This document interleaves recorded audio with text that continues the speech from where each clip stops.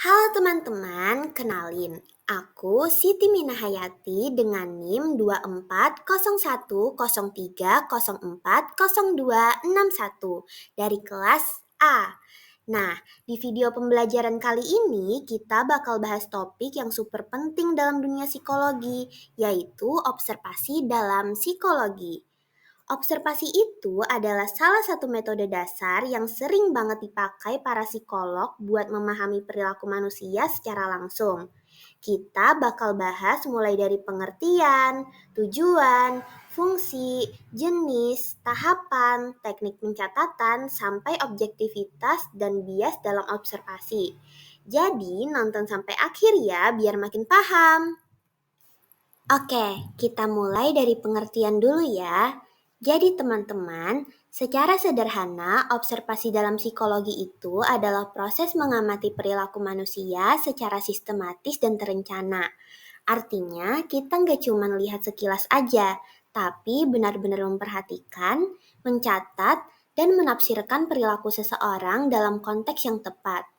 Menurut Nikmatu Zahroh dan Prasetyo Ningrum, tahun 2018, observasi dilakukan untuk mendapatkan data yang objektif tentang aspek psikologis individu atau kelompok. Contohnya, psikolog bisa melakukan observasi di sekolah untuk melihat bagaimana siswa berinteraksi di kelas tanpa harus banyak bertanya. Cukup dengan memperhatikan perilaku mereka secara langsung.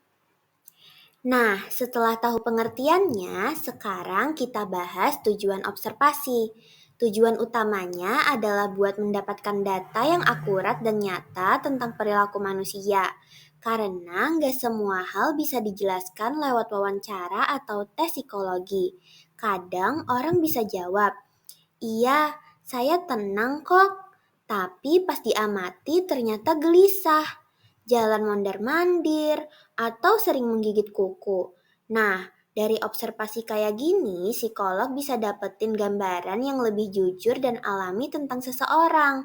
Jadi, observasi membantu kita melihat kenyataan di lapangan, bukan cuma jawaban yang kelihatan bagus di kertas. Kalau tujuan tadi untuk dapetin data, fungsi observasi ini lebih ke bagaimana data itu digunakan. Menurut Bordens dan Abbott 2020, observasi berfungsi sebagai alat utama untuk mengumpulkan data perilaku nyata. Hasilnya bisa digunakan untuk asesmen psikologis, misalnya menilai perkembangan sosial anak atau melihat perubahan perilaku setelah terapi. Selain itu, observasi juga membantu psikolog memahami seseorang secara utuh, bukan hanya perilakunya, tapi juga kenapa perilaku itu muncul dalam konteks lingkungan dan sosialnya. Oke, sekarang kita lanjut ke jenis-jenis observasi. Ada beberapa cara melakukan observasi, dan ini penting banget buat dipahami biar kita tahu kapan harus pakai yang mana. Menurut Nikmatu Zahroh dan Prasetyo Ningrum 2018, ada 4 jenis utama. Pertama, observasi partisipan, yaitu pengamat ikut terlibat langsung dalam kegiatan yang diamati. Misalnya, seorang peneliti ikut kegiatan kelompok bermain untuk mengamati interaksi anak-anak. Kedua, observasi non-partisipan, di mana pengamat hanya melihat dari luar tanpa ikut campur, jadi perilaku yang muncul tetap alami. Ketiga, observasi sistematis, yaitu pengamatan dengan pedoman tertentu, misalnya mencatat berapa kali siswa mengangkat tangan saat pelajaran. Dan keempat, observasi non-sistematis atau naturalistik, yang dilakukan tanpa pedoman kaku biar perilaku bisa diamati secara alami. Sementara Bordens dan Abbott juga menambahkan berdasarkan settingnya. Observasi bisa dilakukan di laboratorium atau lapangan. Kalau di laboratorium, peneliti bisa mengatur situasinya, tapi kalau di lapangan, perilaku yang muncul lebih alami. Nah, sekarang kita bahas langkah-langkahnya. Melakukan observasi itu nggak bisa asal lihat dan catat aja ya teman-teman. Ada beberapa tahap penting biar hasilnya valid dan bisa dipercaya. Tahap pertama, tentukan tujuan observasi. Kita harus tahu perilaku apa yang mau diamati. Tahap kedua, pilih jenis observasi yang sesuai, mau yang partisipan, non-partisipan, atau sistematis. Tahap ketiga, tentukan teknik pencatatan biar data yang dikumpulkan teratur. Tahap keempat, lakukan observasi sesuai prosedur, jaga objektivitas, jangan ikut campur, dan patuhi etika penelitian. Terakhir, analisis hasil observasi untuk menarik kesimpulan. Dari data itulah kita bisa memahami perilaku yang diamati. Selanjutnya kita bahas teknik pencatatannya.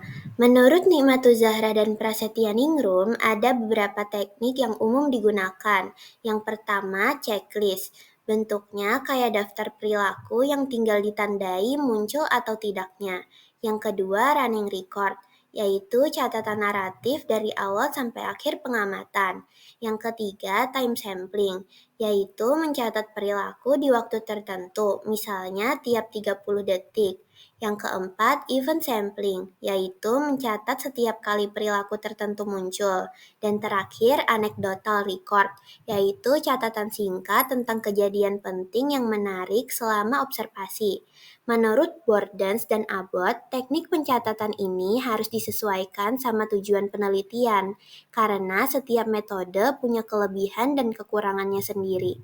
Sekarang kita bahas hal yang sering banget jadi tantangan, objektivitas dan bias. Dalam observasi, kita harus mencatat apa yang benar-benar terjadi, bukan pendapat pribadi kita. Misalnya, jangan tulis subjek terlihat marah, tapi tulis subjek berbicara dengan nada tinggi dan menepuk meja. Yang pertama itu interpretasi, yang kedua adalah fakta. Tapi menjaga objektivitas nggak gampang, karena bias bisa muncul tanpa sadar. Kadang pengamat punya ekspektasi terhadap subjek, atau mungkin suasana hati pengamat sendiri bisa mempengaruhi penilaian. Makanya untuk mengurangi bias, pengamat perlu pelatihan, pedoman yang jelas, dan kalau bisa melibatkan lebih dari satu pengamat, supaya hasilnya bisa dibandingkan. Biar lebih kebayang, yuk kita lihat contoh penerapannya. Misalnya, seorang mahasiswa psikologi melakukan observasi di taman bermain. Tujuannya untuk melihat interaksi sosial anak-anak usia dini. Dia mencatat setiap kali anak-anak berbagi mainan, bergantian menggunakan perosotan, atau malah rebutan mainan. Data itu nantinya bisa dianalisis untuk melihat sejauh mana kemampuan sosial anak berkembang sesuai usianya. Atau contoh lain, observasi dilakukan di kelas untuk melihat partisipasi siswa saat belajar. Pengamat bisa mencatat siapa yang aktif menjawab, siapa yang cenderung diam, dan bagaimana interaksi antar siswa saat berdiskusi. Nah, dari situ bisa terlihat pola perilaku sosial yang bermanfaat untuk asesmen maupun penelitian psikologi pendidikan. Oke teman-teman, jadi itu tadi pembahasan lengkap kita tentang observasi dalam psikologi. Mulai dari pengertian, tujuan, jenis, tahapan, teknik pencatatan, sampai pentingnya objektivitas dan cara menghindari bias. Intinya, observasi itu bukan cuma soal melihat, tapi tentang memahami perilaku manusia dengan cara sistematis, ilmiah, dan apa adanya. Semoga video ini bisa bantu teman-teman lebih paham konsep observasi dalam psikologi ya. Jangan lupa buat kasih like, share ke teman sekelas, dan tulis pendapat kalian di kolom komentar. Terima kasih sudah nonton sampai akhir. Sampai ketemu lagi di video pembelajaran berikutnya. Dadah!